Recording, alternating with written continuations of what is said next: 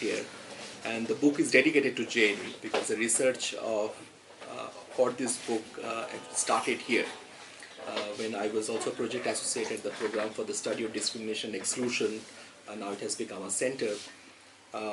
So what I have done in this book is to pose a question which I call the Muslim question, and how that question has been so far addressed by the Indian academia, and also how that question is relevant to understand and answer this question in the context of liberalization. So, so I start with the prologue in the book, that how the Muslim identity formation is taking place in the context of liberalization. Now, I find that Indian liberalization has certain specific characteristics, and what I call neoliberalism with Indian characteristics. One can make a connection between Indian neoliberalism, or the idea of Indian neoliberalism mimicking the Euro-American form of neoliberalism. So the policy making discourses in India, and particularly the political leadership in India, they want to mimic the Euro-American model of neoliberalism. So that is the first kind of characteristic. But then essentially if one is mimicking something, then there would be some kind of distortion in the very process of mimicking. So we can also find a difference between the Euro-American kind of neoliberalism and the Indian neoliberalism. Now, although there can be a conceptual difference between the European form of neoliberalism, where manufacturing sector is much higher in terms of proportion of contributing to the economy, as well as the taxes are relatively higher, and the Anglo-American form of neoliberalism, where it is, instead of manufacturing, the services sector's proportion is high and the taxes are little low. Now, what are the specifics of Indian form of neoliberalism? I think there are two important specific characteristics of what I call neoliberalism with Indian characteristics. Number one, India's big capital, they are not only riskless, and Raghuram Rajan recently pointed out that Indian capital is actually riskless, more state dependent, but I would add that it is also innovation-less. How that is happening? Well, why is it innovation-less?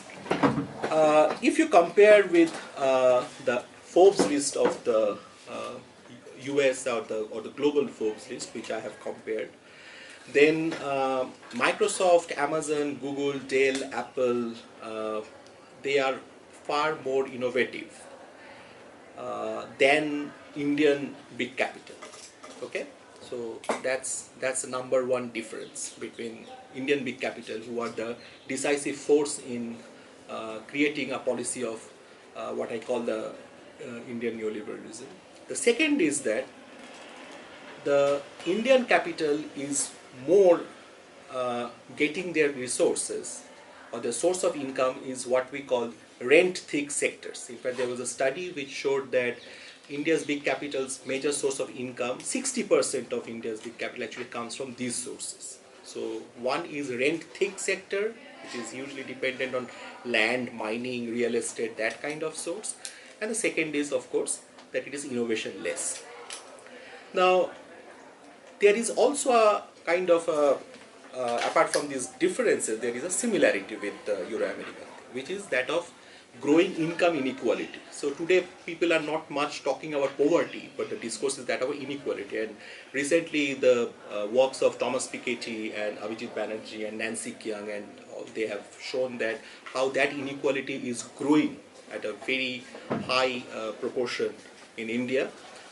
So that is the larger context that I place Indian neoliberalism as something which has certain similarities, but yet certain differences with the Euro-American form of neoliberalism. But then we have also another additional component, or what I call this whole rise of Moditva, which is different from the Hindutva kind of project.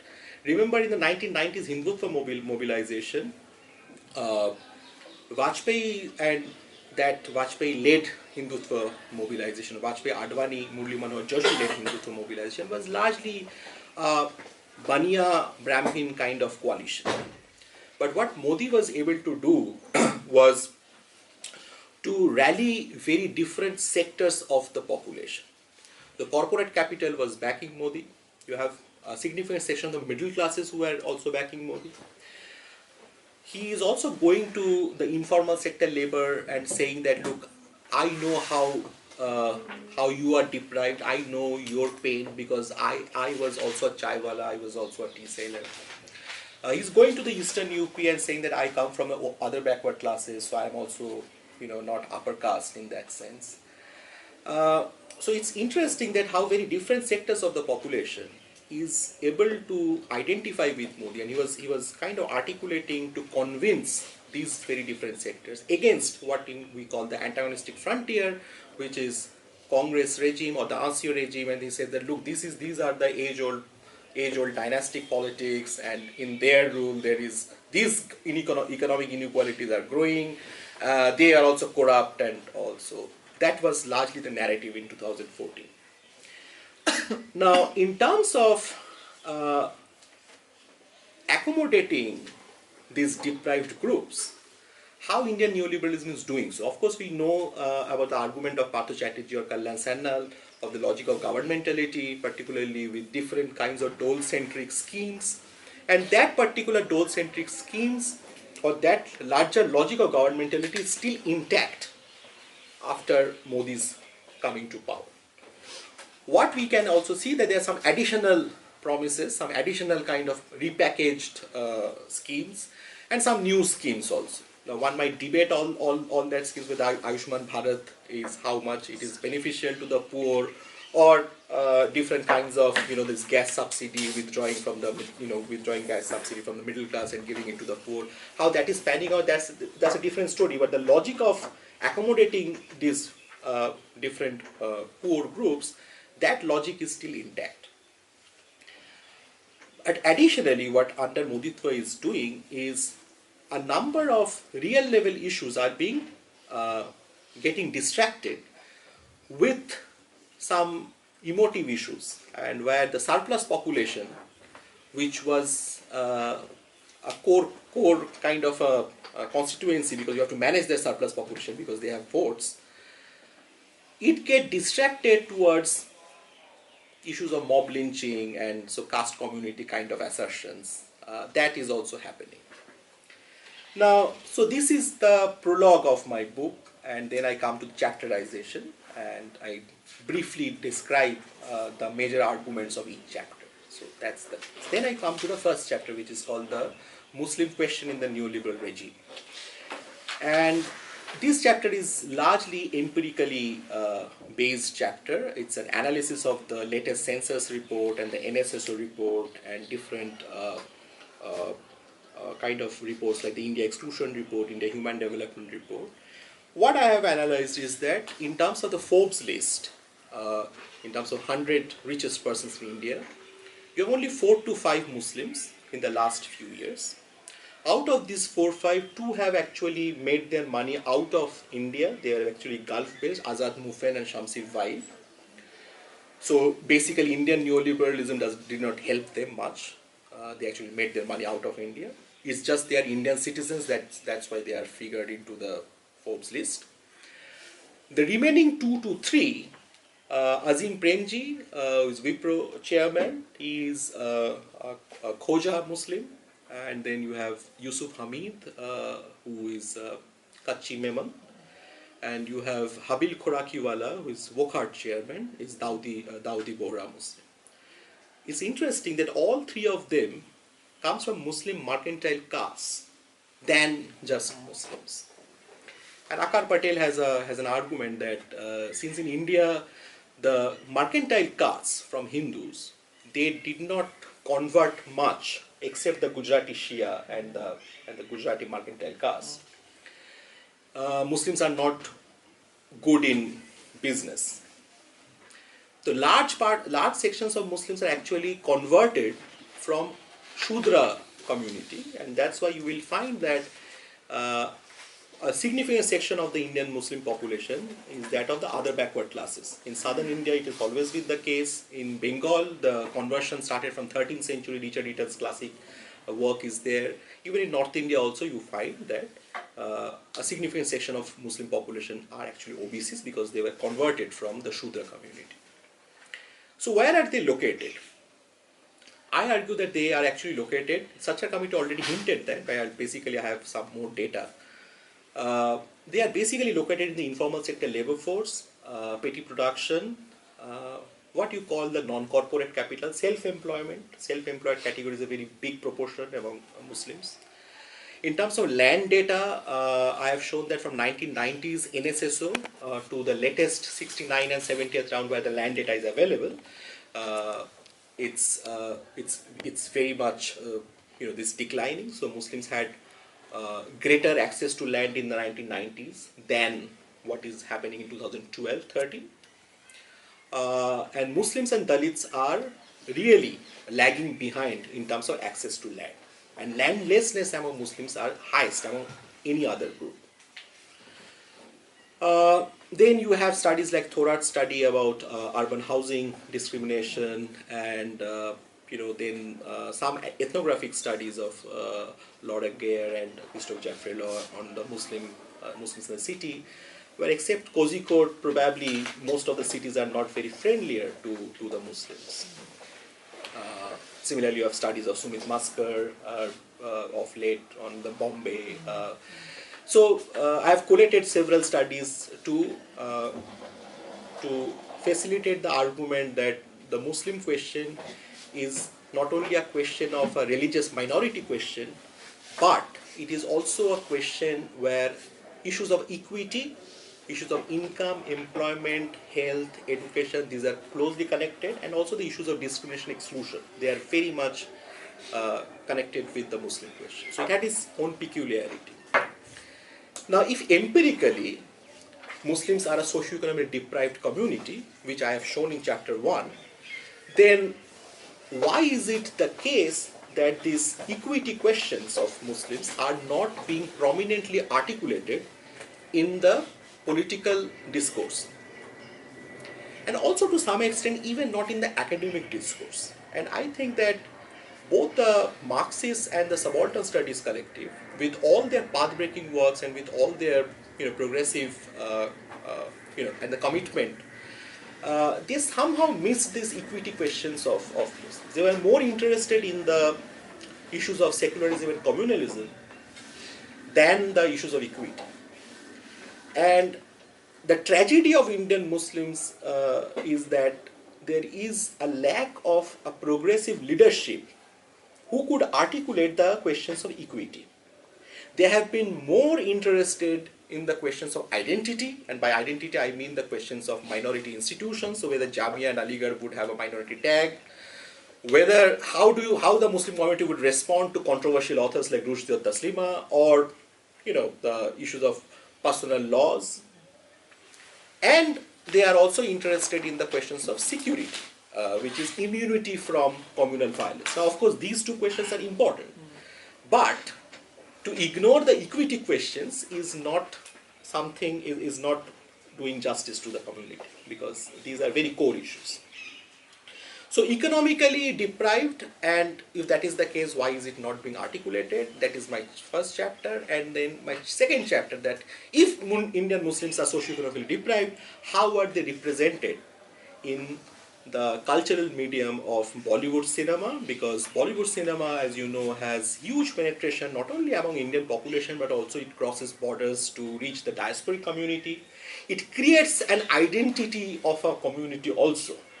And there I find very few films who discuss the real living conditions of Muslims, And you have several genres which emerged, and particularly from the 50s to 70s, there was this genre of what I call the mythical Muslim, that the Muslims are largely being identified as the emperor, so it's Mughal Azam, Shah Jahan, Taj Mahal, and so it's emperors or Nawabs, that is the larger template.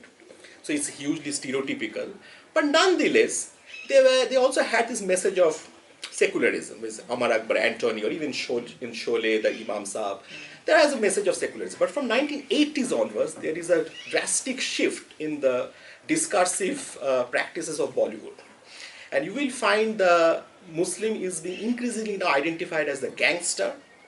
Then from 90s, there is this another genre which is emerging, which is the Muslim as a terrorist, particularly in the post-89 Kashmiri militancy. And Roja was the first film in 1992 to talk about that. And then you have several films like Mission Kashmir. Then Fiza and Fana, where you have this good Muslim versus bad Muslim. Amir, again the good Muslim and bad Muslim. That these films are there. Or you have films like, of late, the what I call the submissive Muslim woman, where the Muslim woman would be married by the Hindu man, like Zubaida and also or Bombay Ishaqzadeh, and that. But the other way, which is Muslim man marrying Hindu woman, that is hardly shown. I mean, except Fukre, I guess, you hardly get that. So that's the larger genre, and of late the Muslim gangster is being celebrated, like in Rise or in Once Upon a Time in Mumbai, and that's really dangerous. So except Garam Hawa, which was in 1970s, which is a classic cult film of seriously addressing the question of Muslims, the equity questions, and how partition actually created extra problems for the community. And Salim Langrepe Matru in '89, fantastic film. There are very few films. Of late, I could only remember Well Done Abba a bit, where the development agenda is there, or Chak De India. Door is a fantastic film where there's a companionship between the Muslim woman and the Rajput woman, and the Parda is not just an issue for the Muslim woman but also for the Rajput woman. So those stereotypes the Door tried to break. So this is my large kind of arguments in chapter 2. Chapter 3 is, if socioeconomically they are deprived, cultural representation is misrepresented, or there's mythical representation, then how the state is responding. Because there are real problems of the Muslim minorities. So I then discuss the Ranganath Mishra Commission report and the Satchar Committee report. Satchar report, of course, suggested that we could think about 3 different forms of affirmative action, but largely for the Ajlafs and the Arzals. But the Arzals are, which is Muslim SC and STs, they are less than 1%, so it's a minuscule minority. But Ashrafs, you have the upper caste Muslims and the Ajlafs, which is the large OBC. Ranganath Mishra Commission said that not only affirmative action, but 10% reservation. Bengal was the first state to implement that under Left Front, and the Trinamool expanded the OBC list. And we could see that in Bengal there is slow and steady change for the Muslim community if you compare with the Satchar report.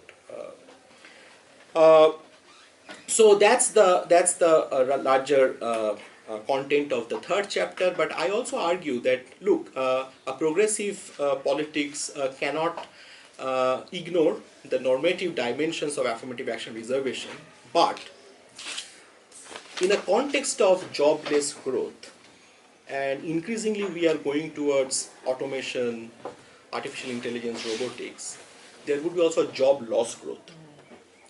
Now, if that is the case, then how typical reservation and affirmative action is going to address the question of employment? Because you have now, all over India, you have now even intermediate landed castes like the Marathas, the Jats and the Patidars, they are also demanding reservation from the state.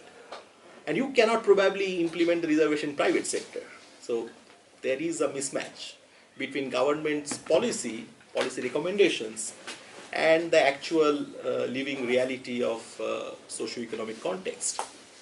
So there is a mismatch. So we need to think about more innovative ways. So this is the 3rd chapter, and then I come to the 4th chapter that, okay, if this is the socio-economic conditions, then the cultural representation, the response of the state, how is it getting reflected in Muslim politics? What are the political articulations of the Muslim community in India? And there I find that, again, the progressives are missing, the conservatives are still dominating, Muslim mobilization is happening something around, like in the Saddam Hussein, there's an episode, the Saddam Hussein's hanging, and there is a lot of Muslim mobilization in different parts of India.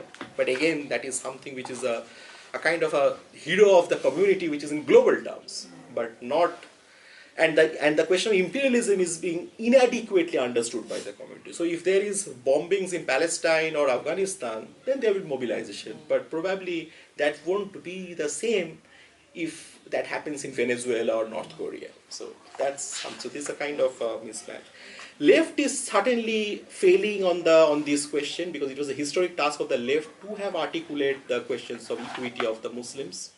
There is also a paradox, given the fact that the earlier left movement was historically being led by a lot of Muslim leadership. So Muzaffar Ahmed, and I mean Bengal, of course, but even in North India, there were a lot of Muslim leaders. But they did not, somehow they could not understand the overlap between class questions, equity questions, and the community question. And Muslims, Dalits, Adivasis, they form the overwhelming majority of the working population for which the left stands for. So that has been a serious. Then there is another episode of how there is a possibility of a new Muslim progressive articulation, particularly in and around the questions of gender, because with the talaq discourses and all, the Bharatiya Muslim Mohila Andolan and Bebak Collective and Awaz, they have now been campaigning, and I think that's an interesting trajectory that one should look at. Satchar, of course, did not talk about gender much. They completely ignored this whole woman's question. They should have actually addressed that. But anyway, so this is the large kind of argument that I presented in the chapter 4. And then finally, I argue in the epilogue of the book, and I write this epilogue called Towards a Radical Democratic Politics in India. Remember, my book is written from the post-Marxist political theory of Laclau and Mouffe, more Laclau with the theoretical elaboration that I made in the book. And I argue that, look, it's not just only Muslims who are socioeconomically deprived, and that already I have pointed out in chapter 1, that it's also Dalits and Adivasis, and to some extent women, they are also socioeconomically deprived. They do not also own the major means of production. They are not in big capital. In corporate boards, Muslims are nowhere. You saw Brahmins and Vaishyas were dominating. So are the SCSTs are not nowhere. Land the same case. So we need to actually then move from a particularist question, which is the Muslim question, to a more universalist question, to talk about universalist politics. And there I find that radical democratic politics as a universalist politics that could be imagined in the 21st century India. And I propose 3 different routes of radical democratic politics. One is left-wing populism. By left-wing populism, I mean that some of the movements that is happening today in Latin America, we can get some examples. There are, of course, limitations for any political project, particularly in the case of Venezuela. Now those limitations are being opened up, but at least we can take some lessons and start afresh. Syriza also, or Jeremy Corbyn, the mobilization behind Jeremy Corbyn, or recently the debate within the Democratic Party, particularly how there is an enthusiasm behind Bernie Sanders and all.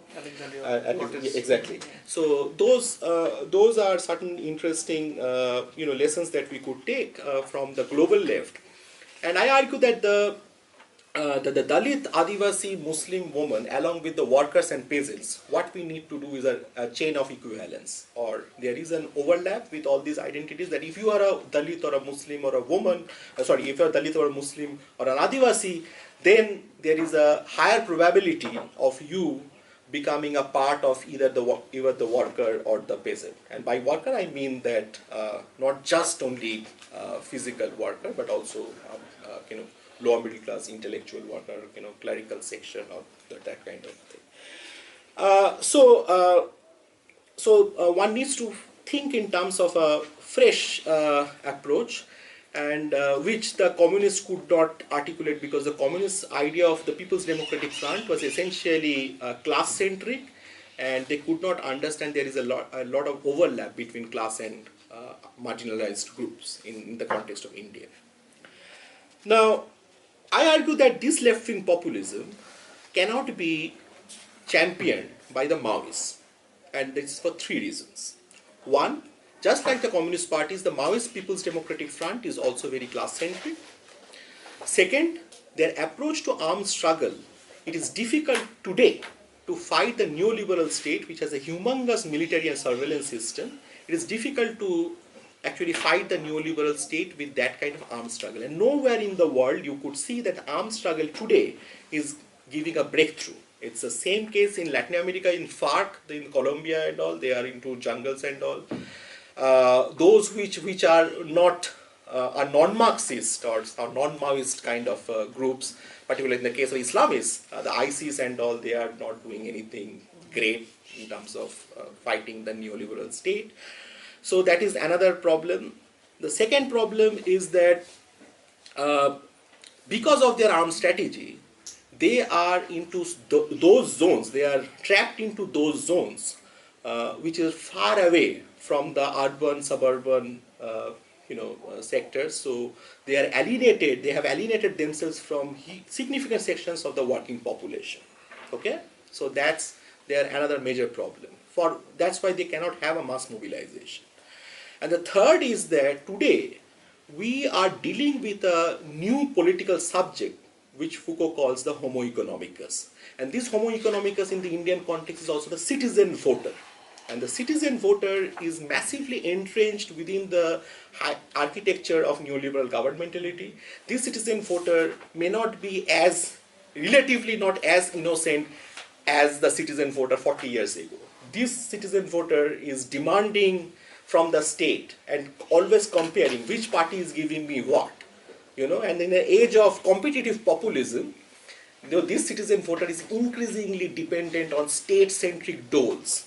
Okay? So you are basically dealing with this particular political subject which might not be interested in a high-risk military game. Okay? So then the only route, and I think the Maoist route is a dead end. It's an ideological dead end. It's also a political dead end because of these reasons. So the only site that you can properly maneuver is the site of democracy. Okay? So and for that you need a populist left, okay, not a old vanguardist left. Okay? And so that is the larger argument as far as the left-wing populism as a form of radical democracy is concerned. But the problem with Lachlau and Mouffe is that their position against neoliberalism is sound.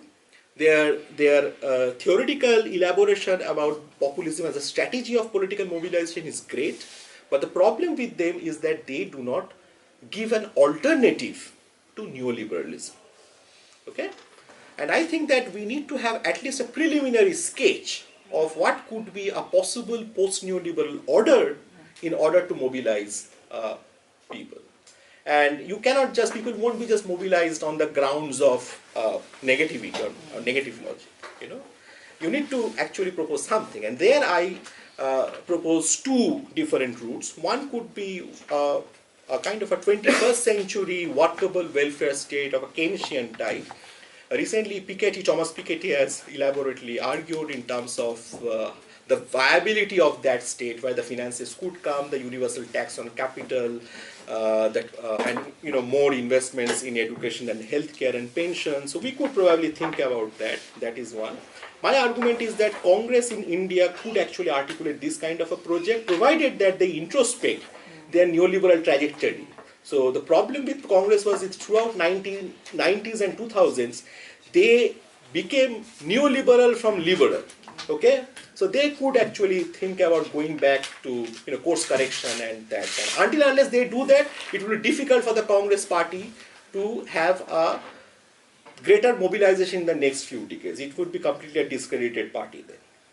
The second argument, and of course this Piketty model of this welfare state or the social state that he calls, that could have a more radical agenda also, and that could be also articulated by some kind of progressive force also. So it's not just only Congress can, but other progressives could also articulate that.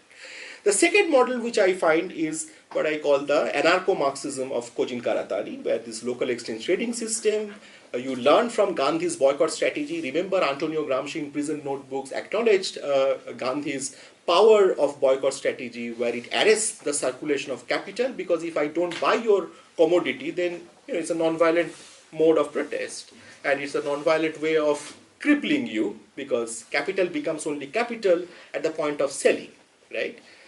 And that is a war of position that Gramsci argues that from this war of position to war of maneuver, it is possible.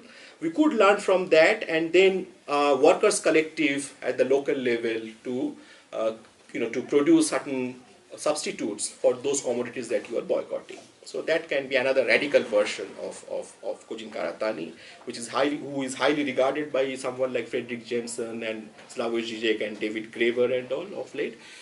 So that could be one idea. And now economists would probably will better know about the intricate details of how these projects could be panning out, or I am a political theorist, I can only talk about possibilities, and that's.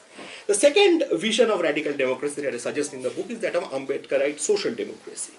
And I find that Ambedkar's argument of social democracy is really powerful, and there is also a possibility of Dalit Muslim alliance, particularly in the later texts, particularly from after Pakistan or the partition of India, which was in 46, but after that, 47 stated minorities, and then later in Thoughts on Linguistic States, he talked about social discrimination as a domain where both Muslims and Dalits are negatively affected. And he argued in the Thoughts on Linguistic States that, look, there are two types of majorities. One is a communal majority, and the communal majority is born, which is, I would say, the project of the RSS BJP. But then there is a political majority. A communal majority is born, but political majority is formed. So it's constructed. So the argument of the left-wing populism of creating a chain of equivalence between Dalits, Adivasis, women, workers, and peasants might have an answer to Ambedkarite argument of political majority, okay, and his vision of social democracy as an alternative to what we today call neoliberal capitalism. So they might actually talk to each other. The problem with the left is that they have not addressing the caste question. They don't have that kind of positive dialogue with Ambedkarites. Problem with the Ambedkarites is that they don't have a dialogue with the left because they hardly address the class question. But Ambedkar was very, very, well-read, and he was engaging with Marx and as well as the caste question. So he was also a constitutional modernist. So one has to defend that particular legacy. One has to learn a lot from that legacy. So that is another radical democratic politics that I'm proposing. The third and the final vision of the radical democracy, I'm arguing that of federalist political outlook.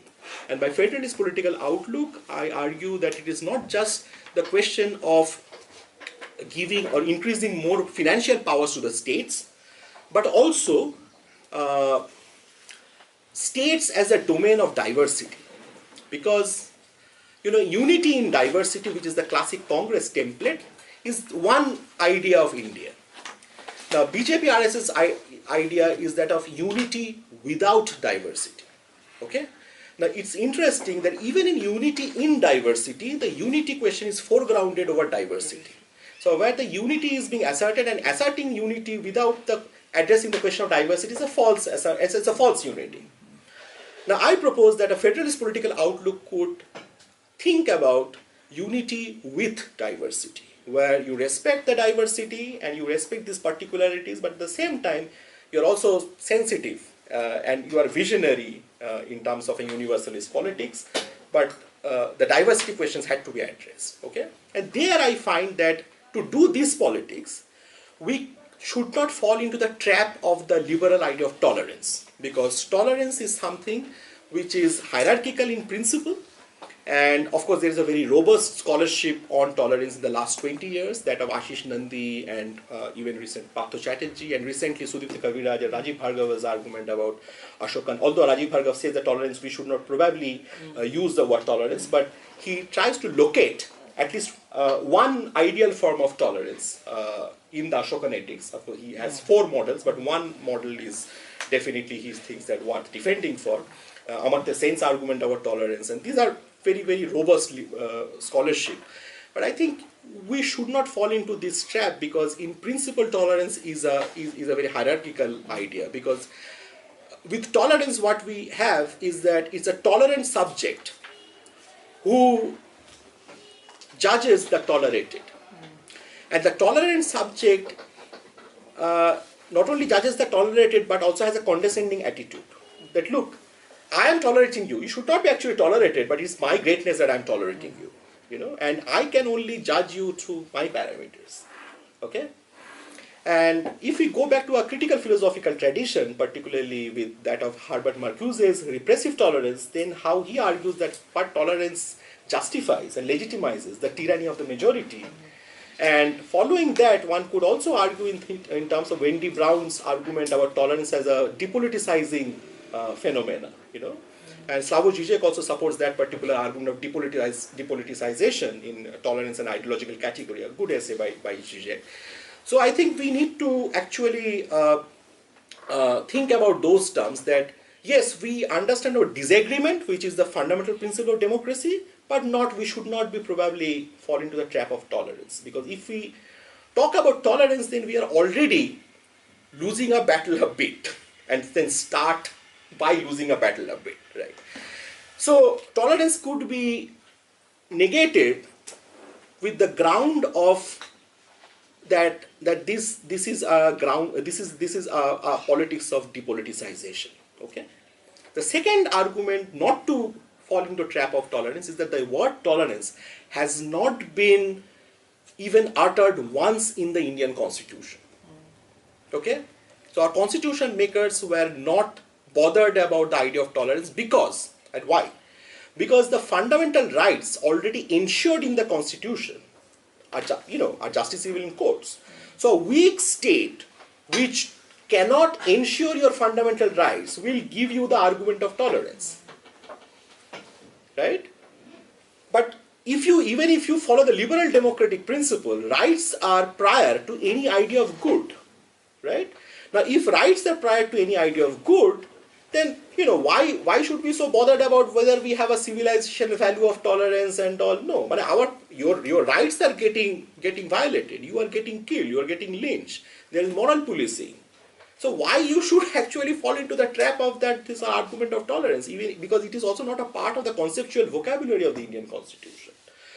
So I think we need to be a bit careful about that kind of an alternative narrative when we talk about unity with diversity, with a federalist political outlook, not to be falling in trap of this idea of tolerance. So with these three visions, I basically end the book, and I basically argue that these three visions might actually complement each other, might collaborate with each other because they have overlapping interests, and any progressive politics should seriously think about three alternative visions. There might be some other alternative visions, I don't know. I can only propose these three. And today we are just only in the second decade of 21st century. I am thinking about a strategic vision. These are strategic visions. These are not tactical questions. These are not issues of one or two elections. Irrespective of whether we win, lose an election or not, election might come and go. But the larger narrative, how India should look like, is something which I am more concerned. Yeah. Thank you very much.